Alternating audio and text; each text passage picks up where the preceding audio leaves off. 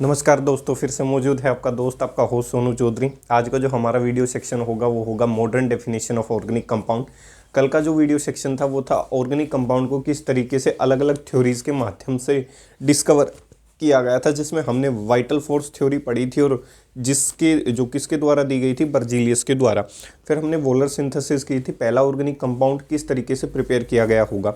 तो जो भी व्यक्ति इस वीडियो को देख पा रहे हैं उन सभी को मेरी तरफ से हाथ जोड़कर विनम्र भाव से जय श्री राम, जय हिंद, जय भारत, सत श्री अकाल। उम्मीद करता हूँ आप बेहद स्वस्थ होंगे, मस्त होंगे। तो अपने वीडियो सेक्शन की शुरुआत करने से पहले हमेशा की तरह आपके लिए 4 लाइनें लेके आया हूँ। उम्मीद करता हूँ ये 4 लाइनें भी आपको बेहद पसंद आएंगी। ध्यान से सुनना है, ये 4 लाइनें क्या कहती हैं। ये 4 लाइनें हैं कि भाई जब जीवन में मुश्किलें आती हैं तो क्या क्या व्यक्ति के साथ हो सकता है, तो वो देखना है। अब की बार प्यार मोहब्बत पे तो बहुत सारे जोक हो चुके, तो कई बार क्या है थोड़ा सा सीरियसनेस भी होनी चाहिए ज़िंदगी के अंदर। तो ध्यान से सुनना है, ये 4 लाइनें क्या हैं। मुश्किलें मुझको मिटाने पे तुली हैं और दुआएं हैं कि बचाने पे तुली है। दिल लगा है गम छिपाने में सारे, आंखें मेरी सब बताने पे तुली हैं।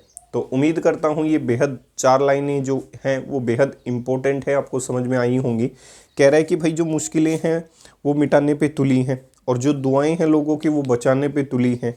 दिल में बहुत से गम छुपा रखे हैं हमने, पर लेकिन जो आंखें हैं वो क्या हैं, बताने पे तुली हैं। तो उम्मीद करता हूँ ये 4 लाइनें बेहद पसंद आई होंगी। अगर पसंद आती हैं तो चीज़ों को लाइक करें, शेयर करें, सब्सक्राइब करना बिल्कुल भी ना भूलें। तो शुरू करते हैं अपना वीडियो सेक्शन। तो दूसरा जो पार्ट है that is cold modern definition of organic compound. Modern definition of organic compound. इसके बाद हम करेंगे क्लासिफिकेशन ऑफ ऑर्गेनिक कंपाउंड, जिसमें जो बेसिक टर्म्स आती हैं उनके बारे में आपको अवगत करवाया जाएगा। Modern definition of organic compound क्या कहती है। देखो, पीछे की जो डेफिनेशन थी उनके अंदर पाया गया था कि ऑर्गेनिक कंपाउंड वो होते हैं जो किसी लिविंग सिस्टम से ऑब्टेन किए गए होंगे, डायरेक्टली और इनडायरेक्टली। कुछ समय बाद पता चला कि जो ऑर्गेनिक कंपाउंड है उनके अंदर ज़्यादातर जो कंपोनेंट मौजूद है, जो एलिमेंट मौजूद है, वो क्या तो कार्बन मौजूद है या फिर क्या है, हाइड्रोजन मौजूद है। तो उस फेज़ के अनुसार माना गया कि ऑर्गेनिक कंपाउंड वो होते हैं जिनमें कार्बन और हाइड्रोजन मौजूद हो, तो उन्हें टेक्निकल भाषा में हाइड्रोकार्बन के नाम से नवाजित किया गया। लेकिन कुछ समय बाद ये भी पता चला कि हर इंडिविजुअल ऑर्गेनिक कंपाउंड में कार्बन और हाइड्रोजन हो ये भी ज़रूरी नहीं।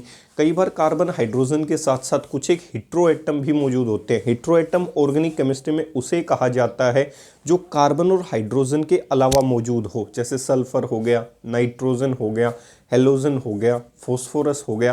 तो ये किस में काउंट करवा सकते हो आप, हेट्रोएटम में। मतलब हाइड्रोजन और कार्बन को छोड़कर कभी अगर आपको कोई दूसरा एटम देखने को मिले तो उस चीज़ को आप क्या कह सकते हो, हेट्रोएटम कह सकते हो। तो एक बार पहली डेफिनेशन कर लेते हैं, फिर करेंगे वो डेफिनेशन जो आपको पेपर में लिखनी है। तो इसका मतलब पहले क्या माना गया था, कंपाउंड्स कार्बन के compounds of carbon and hydrogen, compounds of carbon and hydrogen. पहली बार ये माना गया था कंपाउंड कार्बन के कंपाउंड और हाइड्रोजन के, compounds of carbon and hydrogen are named as hydrocarbons. पहले ये माना गया था भाई, सही है। Compounds of carbon and hydrogen are named as hydrocarbon. तो शुरू में जो डेफिनेशन आई थी वो ऑर्गेनिक कंपाउंड की ये थी कि जिसमें कार्बन और हाइड्रोजन मौजूद होगा उन्हें आप ऑर्गेनिक कंपाउंड में कंसिडर कर सकते हैं। तो compounds of carbon and hydrogen are named as hydrocarbon. लेकिन कुछ समय बाद ये है ऑर्गेनिक कंपाउंड की अब definition.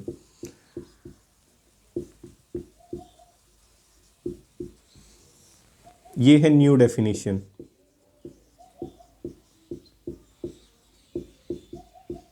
New definition of organic compound. पहले मानते थे कंपाउंड सिर्फ किसके हों, कार्बन और हाइड्रोजन को, जिसे हाइड्रोकार्बन के नाम से जाना गया।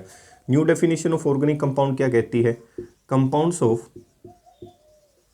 किसके, कार्बन के, compounds of carbon, compounds of carbon, compounds of carbon and hydrogen. Carbon और हाइड्रोजन के तो कंपाउंड होंगे ही होंगे जिसे आप हाइड्रोकार्बन कहते हैं। Compounds of carbon and hydrogen along with along with the presence of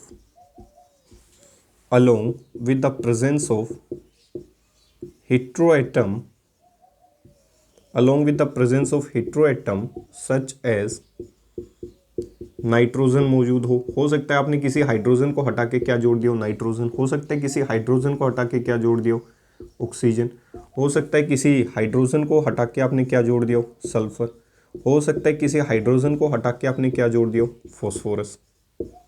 compounds of carbon and hydrogen along with the presence of heteroatom such as nitrogen, oxygen, sulfur and phosphorus are named as organic compounds. इन चीज़ों को आप क्या कह सकते हो, organic compound कह सकते हो। कार्बन और हाइड्रोजन, पुरानी डेफिनेशन जो है, पहली बार जो डेफिनेशन आई थी उसके अनुसार थे कार्बन और हाइड्रोजन के जो कंपाउंड होंगे जिन्हें टेक्निकल भाषा में हाइड्रोकार्बन कहा जाता है, तो उन्हें आप केमिस्ट्री में ऑर्गेनिक कंपाउंड कह सकते हैं। लेकिन जैसे जैसे समय बीतता गया तो पाया ये गया कि ज़रूरी नहीं कि कार्बन और हाइड्रोजन ही किसी इंडिविजुअल स्पीसीज में मिलें। कई बार हेट्रो एटम भी मिल सकते हैं, सल्फर, नाइट्रोजन, फॉस्फोरस, हेलोजन, ये मिल सकते हैं। तो इनको भी आप किस में कंसिडर करवा सकते हो, ऑर्गेनिक कंपाउंड में। तो कार्बन, हाइड्रोजन के अलावा कुछ एक बार आपको हेट्रो एटम भी देखने को मिलेंगे ओकेजनली। तो कई बार आपको हेट्रो एटम भी देखने को मिलेंगे। तो इस परिभाषा को आपको पेपर में लिखना है अगर आपसे कोई पूछता है कि ऑर्गेनिक कंपाउंड क्या होते हैं। तो ये तो इतनी लंबी चौड़ी बात हो गई। अगर मैं इसको छोटा करना चाहूँ और कैसे लिख सकता हूँ इसी डेफिनेशन को, आपसे और कोई पूछे ऑर्गेनिक कंपाउंड इस चीज़ को छोटा करके कैसे लिख सकते हो, तो देखो कार्बन और हाइड्रोजन के कंपाउंड्स को क्या कह सकता हूँ, हाइड्रोकार्बन। अब इनका तुमने हाइड्रोजन हटाया, कह सकता हूँ। तो हाइड्रोजन हटाने की वजह से ये इसके क्या बन गए, डेरिवेटिव। देखो ध्यान से क्या कह रहा हूँ, ये हाइड्रोकार्बन रहा होगा किसी समय, सही है। मीथेन है मान लेता हूँ, हर चीज़ जो है वो किससे ड्राइव की गई है, पेरेंट चेन से, हाइड्रोकार्बन चेन से। तो मान लेता हूँ ये मीथेन है, ये किसी समय कार्बन और हाइड्रोजन का कंपाउंड था। पुरानी डेफिनेशन के अनुसार ये ऑर्गेनिक कंपाउंड है। अब नई डेफिनेशन क्या कह रही है कि आपने, हो सकता है कि इसके हाइड्रोजन को हटा के कुछ हेलोजन जोड़ दिया हो, एक्स इज ए हेलोजन। हो सकता है नाइट्रोजन जोड़ दिया हो सकता है ऑक्सीजन जोड़ दिया हो सकता है सल्फर जोड़ दिया हो सकता है क्या जोड़ दिया हो, फॉस्फोरस। अब देखो ध्यान से, प्रोडक्ट ये बना होगा, कह सकता हूँ हाइड्रोकार्बन तो है ही है, अब की बार आपने उसका क्या बना दिया, डेरिवेटिव। तो हाइड्रोकार्बन का क्या बन गया, ये डेरिवेटिव बनाया किससे, हाइड्रोकार्बन से।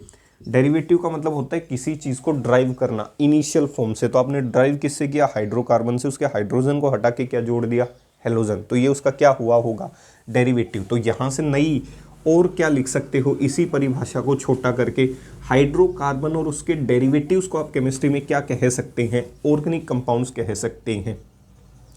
तो क्या लिख सकता हूं और वाली परिभाषा में, हाइड्रोकार्बन,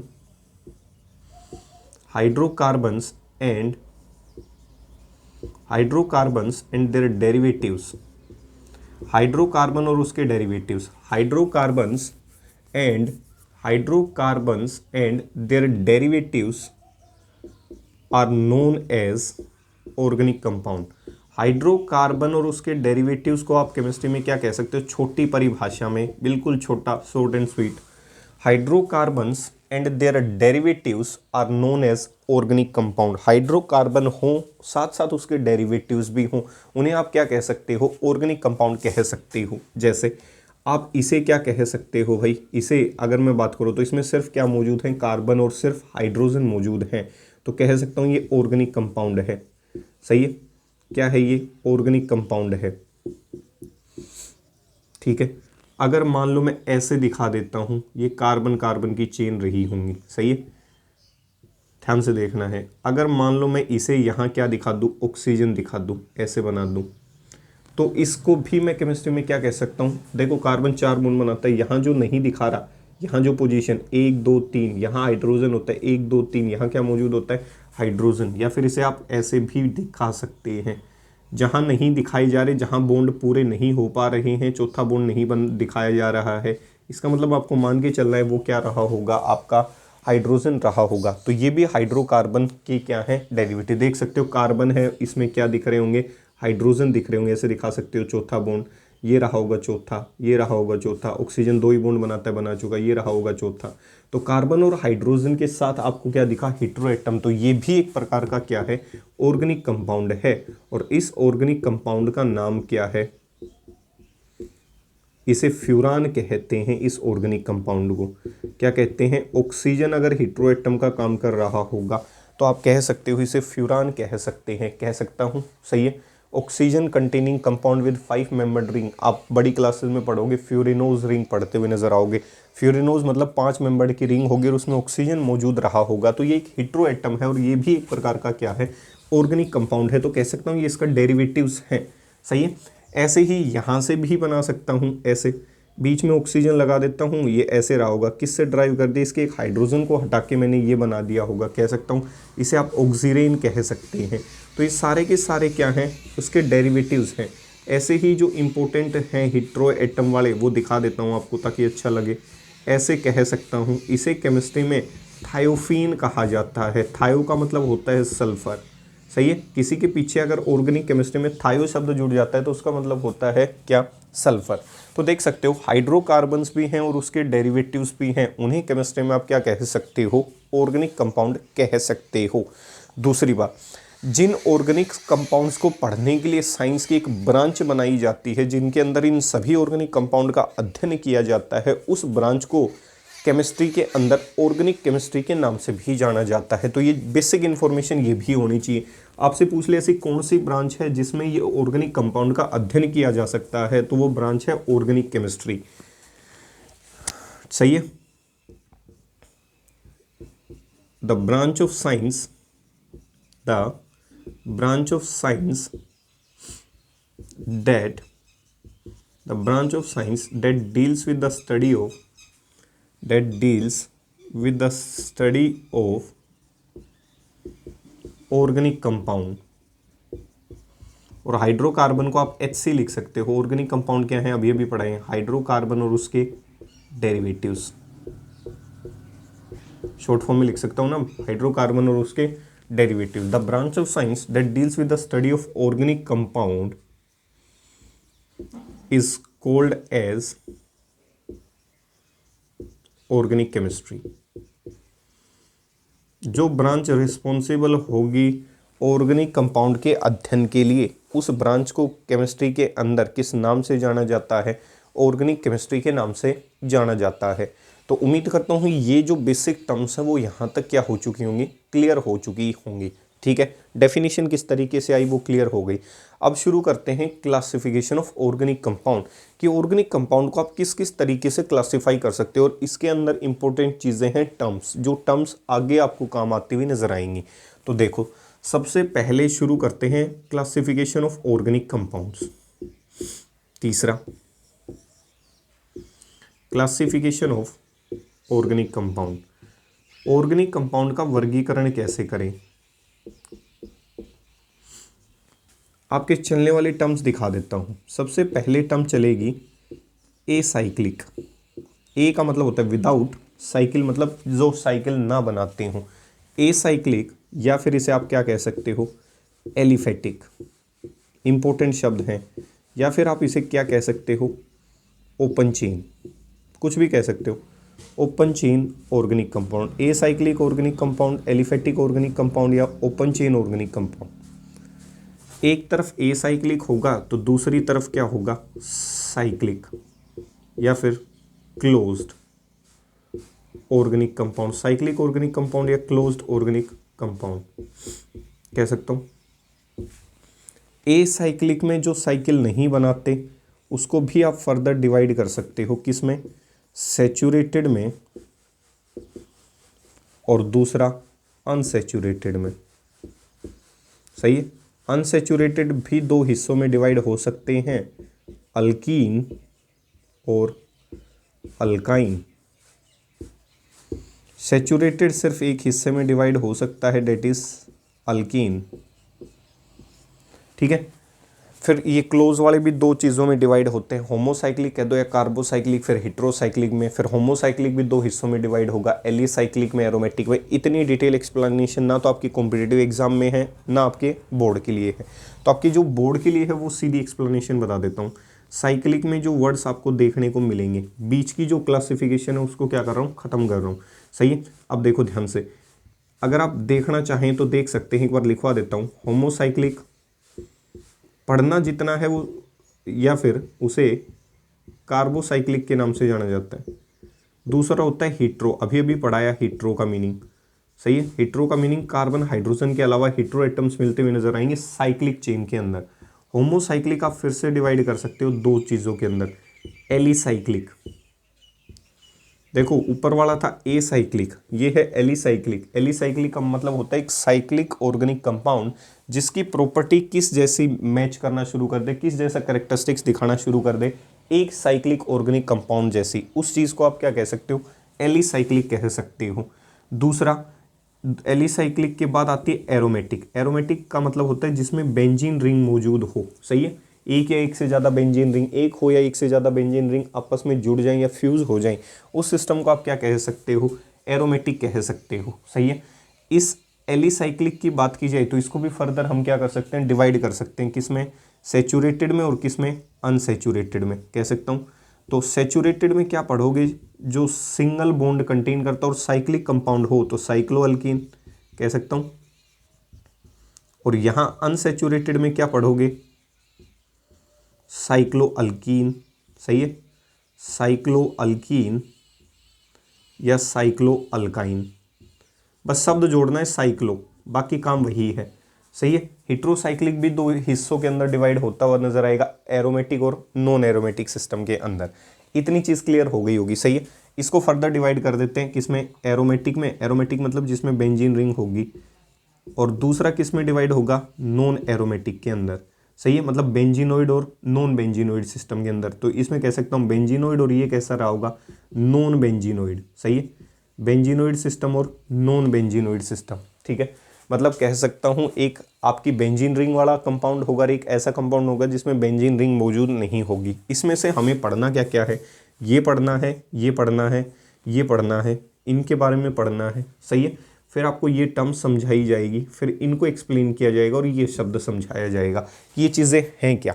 बाकी जो हैं वो फिर हायर सेक्शंस के लिए चली जाती हैं, जब आप 12th की तरफ बढ़ेंगे तब वहाँ सीख सकते हैं। दूसरी बात, अगर आप कॉम्पिटिटिव एग्जाम की तैयारी कर रहे हैं तो टेंशन लेने की आवश्यकता नहीं है, इस चीज़ में से क्वेश्चन बाहर नहीं जाएगा, इन्हीं में से क्वेश्चन मिलता हुआ नजर आएगा। तो सबसे पहले टर्म शुरू करते हैं, ए साइक्लिक या एलिफेटिक, इसका मीनिंग क्या है और इससे हम समझते क्या हैं। सही है। आज इसको एक्सप्लेन कर देते हैं पूरे को, फिर कल जो एक्सप्लेनेशन होगी वो किस पे करेंगे, साइक्लिक सिस्टम के ऊपर। तो ध्यान से देखना है ये एक्सप्लेनेशन है क्या। ए साइक्लिक का मतलब होता है विदाउट साइकिल, जो साइकिल ना बनाते हों, जो क्लोज लूप स्ट्रक्चर्स फॉर्मेशन ना करते हों, a cyclic organic compound. A cyclic कहो या एलिफेटिक कहो। सही है। एलिफेटिक या फिर ओपन चेन ऑर्गेनिक कंपाउंड। सही है। ए का मतलब होता है विदाउट, साइक्लिक मतलब जो साइकिल ना बनाता हूं। ऐसे ऑर्गेनिक कंपाउंड जो साइकिल की फॉर्मेशन ना करते हों, सिर्फ क्या तो चेन सीधी मिलेगी, स्ट्रेट चेन, ब्रांच चेन ऐसे मिलती हुई नजर आएगी, ऐसी कोई स्ट्रक्चर ऑब्टेन नहीं होगी जिसमें कार्बन जो है वो घूम फिर के क्लोज लूप स्ट्रक्चर की फॉर्मेशन करता हो। तो ऐसे ऑर्गेनिक कंपाउंड को आप क्या कह सकते हो, ए साइक्लिक ऑर्गेनिक कंपाउंड कह सकते हो। Those organic compounds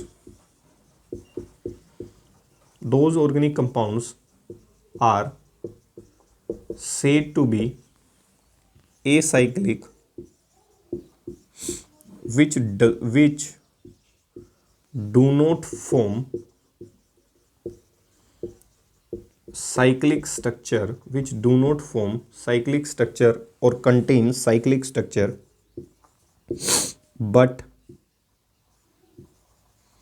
contain or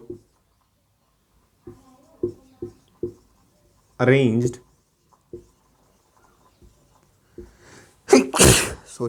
arranged carbon carbon atom through covalent bond in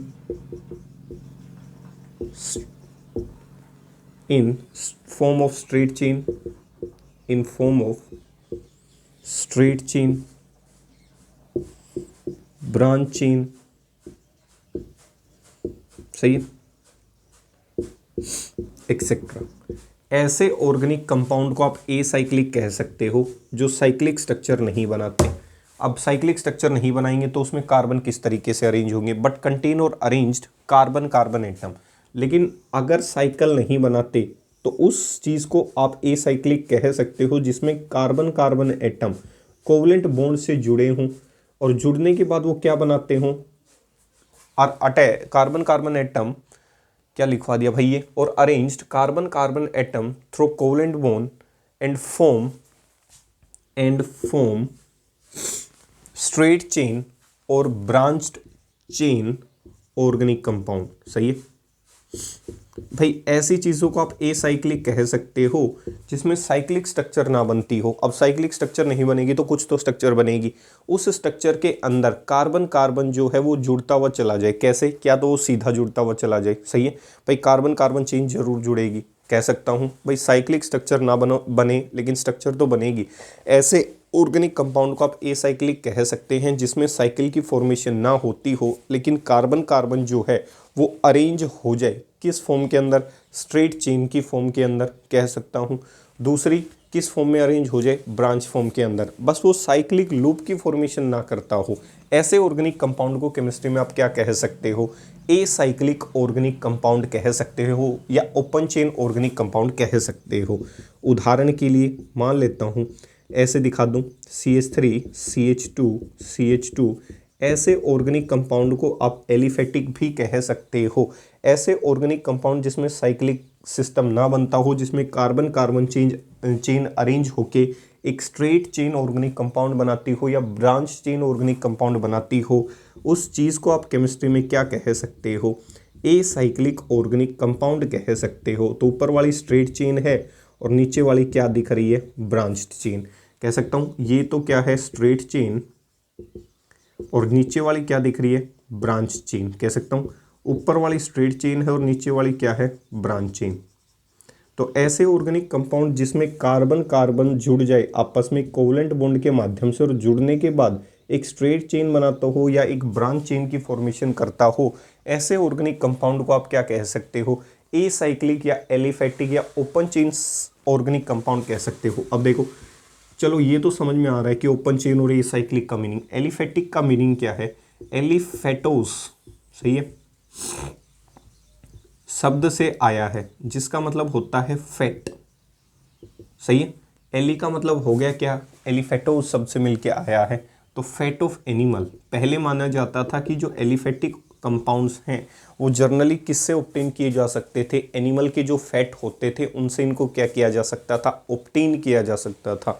इसीलिए इनको शब्द दिया गया एलिफेटोस। मतलब आपका फैट रहा होगा किसी एनिमल का जिसके माध्यम से आप उस ऑर्गेनिक कंपाउंड को क्या कर सकते हो, ड्राइव कर सकते हो। ऐसी चीज़ों को आप एलिफेटिक कह सकते हो। तो सीधा सीधा है, जिसमें कार्बन कार्बन की चेन आपस में जुड़ती हुई चली जाए और स्ट्रेट चेन कंपाउंड्स की फॉर्मेशन करती हो या ब्रांच चेन ऑर्गेनिक कंपाउंड्स की फॉर्मेशन करती हो, उसमें साइक्लिक लूप की फॉर्मेशन ना हो, ऐसी चीज़ों को आप केमिस्ट्री में क्या कह सकते हैं, एसाइक्लिक, एलिफेटिक या फिर ओपन चेन ऑर्गेनिक कंपाउंड कह सकते हैं। तो ये टेक्निकल भाषा कहीं भी आपको लिखी हुई नजर आई तो आपके दिमाग में एक ही क्वेश्चन आंसर आना चाहिए, वो आंसर है कि कंपाउंड बनेंगे सीधे या ब्रांच की फॉर्म के अंदर, बस साइक्लिक लूप की फॉर्मेशन होती हुई नज़र नहीं आएगी, इतना ध्यान रखना है। सही है। दूसरा, अब इसको हमने फर्दर क्लासिफाई कर दिया था किसके अंदर, सैचुरेटेड और अनसैचुरेटेड के अंदर। तो दूसरा है सैचुरेटेड ऑर्गेनिक कंपाउंड। सही है, सैचुरेटेड ऑर्गेनिक कंपाउंड। तो सैचुरेटेड ऑर्गेनिक कंपाउंड में भी हमने इसको क्लासिफाई किया था किसमें, अल्केन के अंदर। सही है। तो सबसे पहले सैचुरेटेड ऑर्गेनिक कंपाउंड्स या अल्केन्स होते क्या हैं, those organic compounds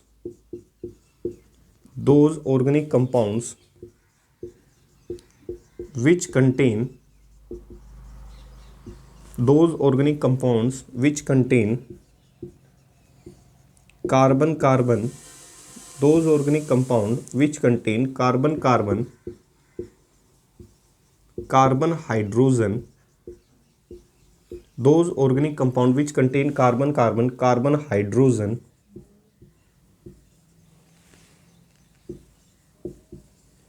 those organic compound which contain carbon carbon, carbon hydrogen and are attached by single bond are called as saturated organic compounds. Saturated organic compounds उन्हें कहा जाता है जिनके अंदर कार्बन कार्बन चेन जुड़ जाए, कार्बन हाइड्रोजन चेन जुड़ जाए, किससे जुड़ जाए, सिंगल कोवलेंट बॉन्ड से, सिर्फ एक ही बॉन्ड से जुड़ती हुई नजर आए, तो उस चीज़ को आप कैसे कंपाउंड कह सकते हैं, सैचुरेटेड कंपाउंड कह सकते हो। देखो कार्बन कार्बन जुड़ गई या फिर कार्बन के साथ क्या जुड़ जाए, हाइड्रोजन, तो कह सकता हूँ जैसे हमने मीथेन पढ़ा था, कह सकता हूँ जिसमें कार्बन कार्बन या कार्बन हाइड्रोजन सिंगल बॉन्ड से जुड़ जाए, ये कैसा बॉन्ड है, सिंगल बॉन्ड। अगर कार्बन कार्बन या कार्बन हाइड्रोजन सिंगल बॉन्ड से जुड़ जाए तो ऐसे कंपाउंड को आप कैसे कंपाउंड कह सकते हो, सैचुरेटेड कंपाउंड्स कह सकते हो। सही है, कार्बन कार्बन या किससे जुड़ जाएं, कार्बन हाइड्रोजन से, उन चीज़ों को आप क्या कह सकते हो, सैचुरेटेड कंपाउंड कह सकते हो। तो जो चीज़ की बात की जाए जिसके अंदर सिंगल बॉन्ड मौजूद होता है उसे केमिस्ट्री के अंदर अल्केन कहते हैं। सैचुरेटेड कंपाउंड तो है ही है, उसका और भी फर्दर क्लासिफिकेशन करूँ तो वो क्या रही होगी, अल्कीन रही होगी। नाम ध्यान से देखना है, अल्कीन। तो जिसका सिंगल बॉन्ड से खात्मा हो उसके नाम के पीछे आपको क्या देखने को मिलेगा, एन। क्या देखने को मिलेगा, एन। सही है, तो अगर मैं यहाँ से अल्कीन को डिफाइन करना चाहूँ, अल्कीन क्या होती हैं इसके आधार पे वो देखना है। देखो अल्कीन क्या होती है, इसी में तीसरा, सही है, अल्कीन का डिफाइन कोई पूछे होती क्या है अल्कीन, तो अल्कीन एक प्रकार का एसाइक्लिक या ओपन चेन ऑर्गेनिक कंपाउंड है जिसमें कार्बन कार्बन सिंगल बॉन्ड मौजूद रहे होंगे, उसे आप क्या कह सकते हैं, अल्कीन।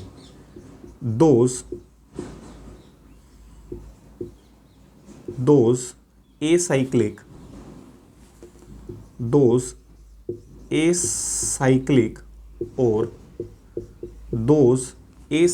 और open chain, those acyclic or open chain organic compound which contain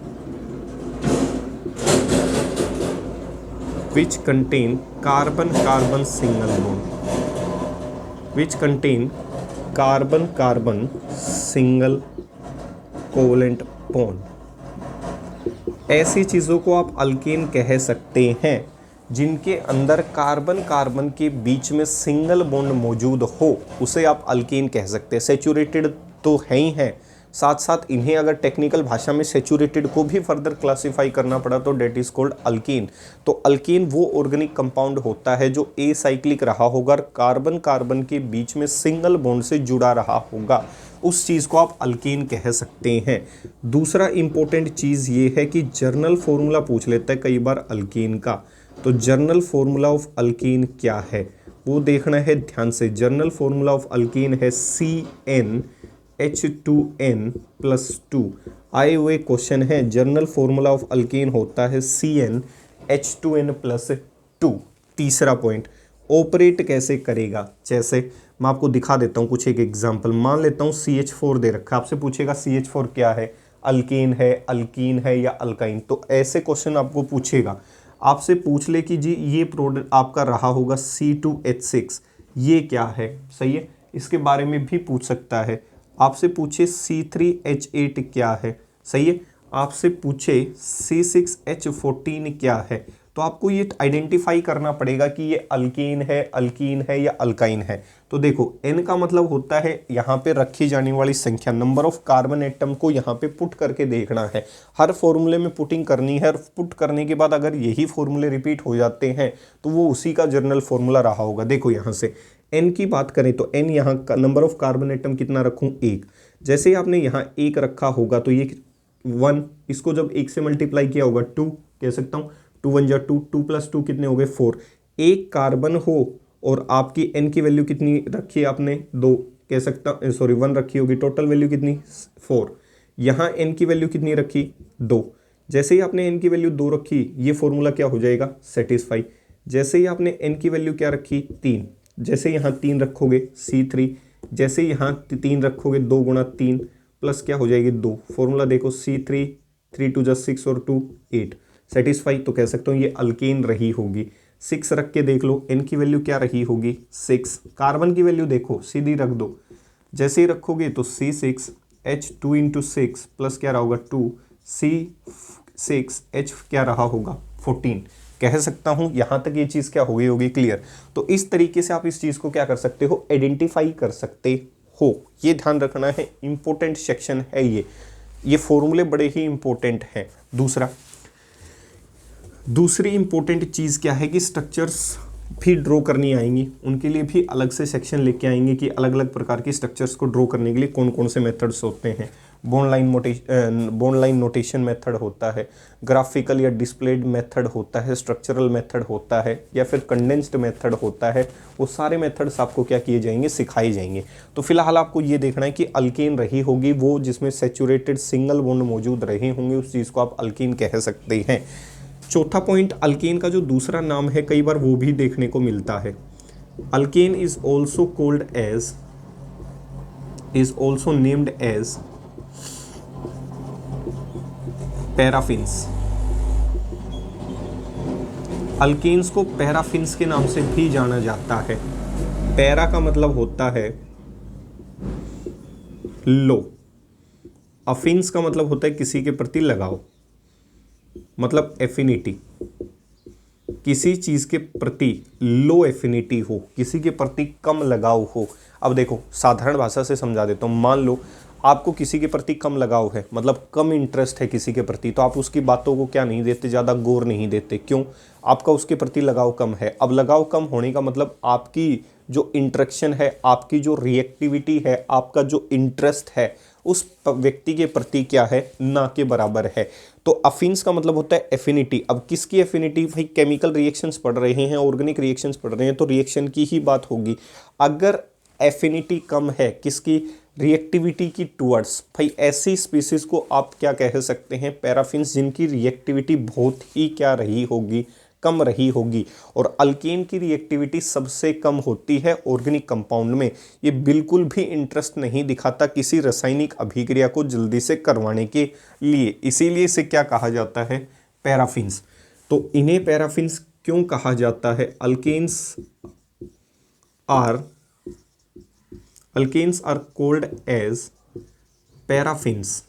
alkanes को पैराफिन्स इसलिए कहा जाता है, alkanes are called as paraffins due to their low reactivity, या फिर लो छोड़ो भाई, शब्द लिखो अच्छा सा, least. Alkanes are called as paraffins due to their least reactivity.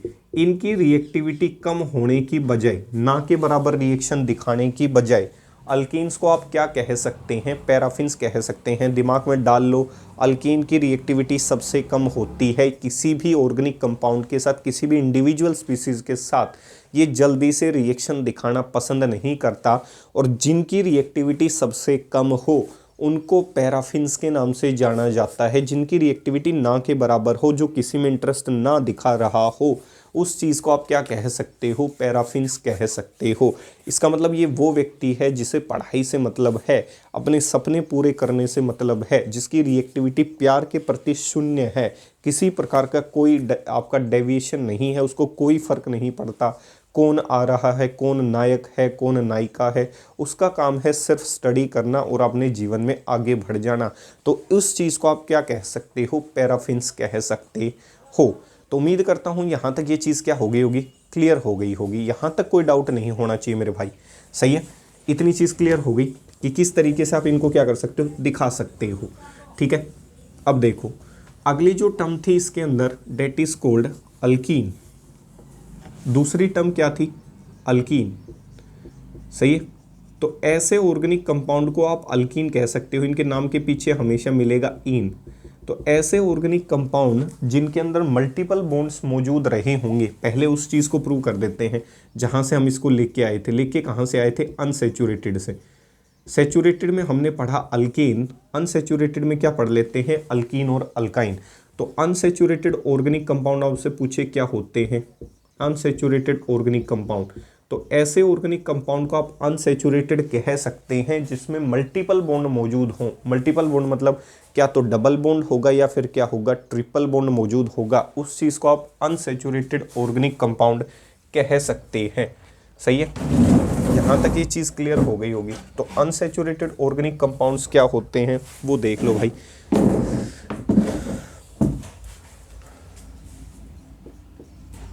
Those compounds are said to be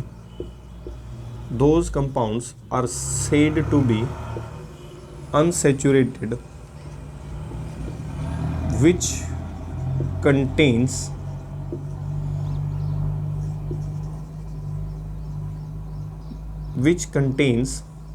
carbon multiple bond,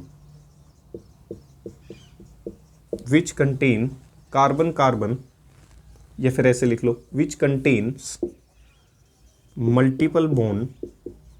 अब multiple bond क्या क्या हो सकते हैं?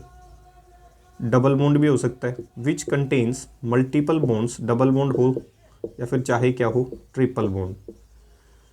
Those compounds are said to be unsaturated which contain multiple bond, that is double bond हो या triple bond between carbon कह सकता हूँ किसके बीच में? कार्बन के बीच में। उन चीज़ को आप अनसेचुरेटेड ऑर्गेनिक कंपाउंड कह सकते हैं जिसमें कार्बन मल्टीपल बॉन्ड से जुड़ा हो। अब वो मल्टीपल बॉन्ड डबल बॉन्ड भी हो सकता है या ट्रिपल बॉन्ड भी हो सकता है। ऐसे कार्बन के बीच में अगर मल्टीपल बॉन्ड मौजूद है तो उस कंपाउंड को आप क्या कह सकते हैं? अनसेचुरेटेड कंपाउंड कह सकते हैं। और वो मल्टीपल बॉन्ड फिलहाल क्या है? डबल बॉन्ड है। तो यहाँ तक किसी प्रकार की कोई दिक्कत नहीं होनी चाहिए कि किस तरीके से हम इन चीज़ों को क्या कह सकते हैं? अनसेचुरेटेड कंपाउंड कह सकते हैं। सही है। दूसरा, हो सकता है ट्रिपल बॉन्ड हो, एक कार्बन 4 ही बॉन्ड बनाता है, इसीलिए देख सकते हो 1 2 3 4 1 2 3 4। ये बॉन्ड भी कैसा है? मल्टीपल बॉन्ड है। तो ऐसे ऑर्गेनिक कंपाउंड को भी आप क्या कह सकते हो? अनसेचुरेटेड कंपाउंड कह सकते हो। सही है। ये सारे दोनों के दोनों किसका एग्जाम्पल है? अनसेचुरेटेड ऑर्गेनिक कंपाउंड का एग्जाम्पल है, कह सकता हूँ। बेसिक टर्म समझ में आई होगी। अब अनसेचुरेटेड को फर्दर क्लासिफाई कर दिया था किसमें? अल्कीन में और अल्काइन के अंदर। सही है, कह सकता हूँ। तो अल्कीन वो होंगी जिनमें मल्टीपल बॉन्ड डबल बॉन्ड हो, अल्काइन वो होंगे जिनमें मल्टीपल बॉन्ड ट्रिपल बॉन्ड हो। तो उन चीज़ों को कहा जाता है अल्कीन और अल्काइन। तो छोटी सी टर्म डिफाइन कर देता हूँ, अल्कीन, ध्यान रखना है। अल्कीन क्या होती हैं? दोज ऑर्गेनिक कंपाउंड्स, ये सारे एसाइक्लिक में हैं भाई। तो आप ऐसे भी लिख सकते हो दोज एसाइक्लिक ऑर्गेनिक कंपाउंड्स, ऐसे भी लिख सकते हो, कोई दिक्कत नहीं। तो दोज ऑर्गेनिक कंपाउंड्स और एसाइक्लिक लिख दो भाई। दोज ऑर्गेनिक कंपाउंड्स और एसाइक्लिक ऑर्गेनिक कंपाउंड्स, जैसा आपको अच्छा लगे। एसाइक्लिक मतलब साइकिल तो मौजूद होगी ही नहीं। दोज ऑर्गेनिक कंपाउंड्स और acyclic organic compound which contains carbon double bond, जिसमें कार्बन डबल बॉन्ड मौजूद हो, आर कोल्ड एज अल्कीन। जिनमें कार्बन डबल बॉन्ड मौजूद हो उसे आप क्या कह सकते हो? अल्कीन कह सकते हो। ये रहा एग्जाम्पल। तो ये किसका एग्जाम्पल है? अल्कीन का। कह सकता हूँ जिसमें कार्बन के बीच में डबल बॉन्ड मौजूद हो, उस चीज़ को आप अल्कीन कह सकते हैं। दूसरा, इसके अंदर जर्नल फॉर्मूला क्या होता है? जर्नल फॉर्मूला होता है CnH2n। जैसे मैं कहूँ आपसे C2H4 कह सकता हूँ, इतनी चीज़ क्लियर हो गई होगी। इसके बाद मैं आपसे कहूँ C3H6, मैं कहूँ C4H8, आपको बताने हैं ये किस प्रकार के कंपाउंड हैं, अल्कीन सेचुरेटेड है या अनसेचुरेटेड। तो आप देखो दो वैल्यू है, एन की वैल्यू कितनी है 3, एन की वैल्यू कितनी है 4। पीछे वाले फॉर्मूले में रखोगे तो वो सेटिस्फाई नहीं कर पाएगा इन फॉर्मूले को, तो कह सकता हूँ यहाँ रख के देखो, जैसे आपने रखा होगा 2 2 जा 4, तो ऐसे बना सकता हूँ भाई, 2 कार्बन की चेन ऐसे, और हाइड्रोजन बॉन्ड कार्बन बॉन्ड कितने बनाता है 4, तो ये इसका फॉर्मूला रहा होगा। C3H6 को कैसे लिख सकता हूँ ऐसे, 3 कार्बन की चेन बना दूँ, इसको रखो 3 6, तो 3 कार्बन, एक कार्बन कितने बॉन्ड बना सकता है, 4 बॉन्ड बना सकता है, जिसमें से पता चला ये अल्कीन है, तो अल्कीन मतलब एक डबल बॉन्ड होगा, कहीं भी दिखा सकते हैं। बचे हुए क्या रहे होंगे, हाइड्रोजन, देख सकते हो 1 2 3 4, 1 2 3 और ये क्या 4, और ये क्या 1 2 3 और ये 4, तो देख सकते हो ये क्या मौजूद रही होगी, अल्कीन। तो C3H6 का फॉर्मूला ये रहा होगा, कह सकता हूँ, ऐसे दिखा सकता हूँ। C4H8 की बात की जाए तो 4 कार्बन होंगे ऐसे, 4 कार्बन में से आपको पता चला जब ये फॉर्मूला लगा के देखा तो ये फॉर्मूला किसका निकला, अल्कीन का। तो जैसे ही ये फॉर्मूला लगाओगे तो एक मल्टीपल बॉन्ड आपकी इच्छा है कहीं भी लगा दो, सही है। तो देखो ध्यान से, बचे हुए क्या रहे होंगे, कार्बन के बॉन्ड पूरे कर दो, 1 2 3 4, एक हाइड्रोजन हो गया, 1 2 3 ये क्या 4, और ये देख सकते हो 1 2 3, तो 3 2 5 और 3 8, कह सकता हूँ 4 कार्बन और 8 क्या रहे होंगे, हाइड्रोजन। तो ये जर्नल फॉर्मूले को क्या कर रहा है, सेटिस्फाई। फॉर्मूला याद होना चाहिए भाई, फॉर्मूला इंपॉर्टेंट है कि अल्कीन का फॉर्मूला होगा क्या, सही है। अल्कीन्स को आप ओलियम भी कह सकते हो, किस नाम से जान सकते हो, alkenes are also called as oleum. Alkene को आप ओलियम के नाम से भी जान सकते हो। तीसरा या चौथा जो भी पॉइंट है, alkenes are also called as oleum, सही है। ओलियम क्यों कहा जाता है, क्योंकि इसके जो लास्ट मेंबर होते हैं, किसके, अल्कीन के, अल्कीन के जो लोअर मेंबर होते हैं, लास्ट नहीं भाई, लोअर मेंबर मतलब जिनके अंदर कार्बन की संख्या कम रही होगी। अल्कीन के जो लोअर मेंबर होते हैं वो हेलोजन के साथ रिएक्ट करके एक ऑयली और स्टिकी सब्सटेंस बना लेते हैं। उनका जो चिपचिपापन है वो ऐसे लगता है जैसे ऑयली प्रोडक्ट हो। तो लोअर मेंबर के साथ हेलोजन के साथ ये रिएक्शन करके ऑयली प्रोडक्ट बना लेते हैं, इसीलिए इन्हें ओलियम कहा जाता है। ओलियम मतलब ऑयली इन नेचर, सही है। Alkenes are called as oleums, sorry oleum नहीं भाई, ओल्फिन्स, माफ़ी चाहूँगा, ओल्फिन्स, प्लीज़ प्लीज़ भाई माफ़ी चाहूँगा। Alkenes are also called as olefins, olefins, सही है। अल्कीन को ओल्फिन्स के नाम से जाना जाता है, माफ़ी चाहूँगा भाई, ठीक है। वो थे पैराफिन और ये हैं ओल्फिन। अल्कीन को आप किस नाम से जान सकते हो, ओल्फिन के नाम से जान सकते हो। ऑर्गेनिक केमिस्ट्री में ओलियम ध्यान आ गया भाई गलती से। Alkenes are also called as olefins. Olefins मतलब जो लोअर, आपके लोअर मेंबर हैं अल्कीन के, जिनके पास कार्बन की संख्या कम है, जब वो हेलोजन के साथ जुड़ जाते हैं तो वो एक ऑयली और स्टिकी सब्सटेंस बना लेते हैं, जिसे आप क्या कह सकते हो, ओल्फिन्स कह सकते हो। तो alkenes are also called as olefins because, reason पता होना चाहिए, बिकॉज भाई जो लोअर मेंबर हैं जिनके पास कार्बन की संख्या कम है अल्कीन में, because lower member of alkyne, because lower members of alkene formed oily product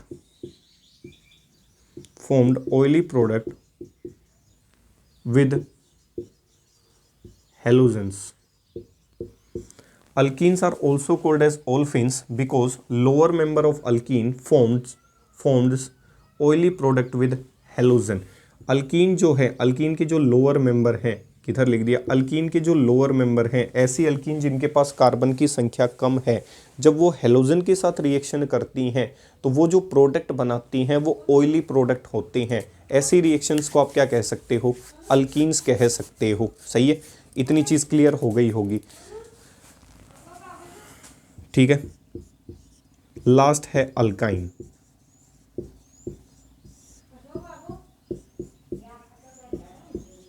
those organic compounds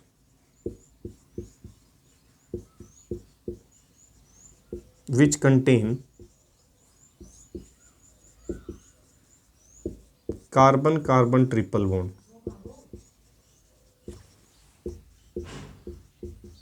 which contain carbon carbon triple bond, ये रही अल्काइन। सही है।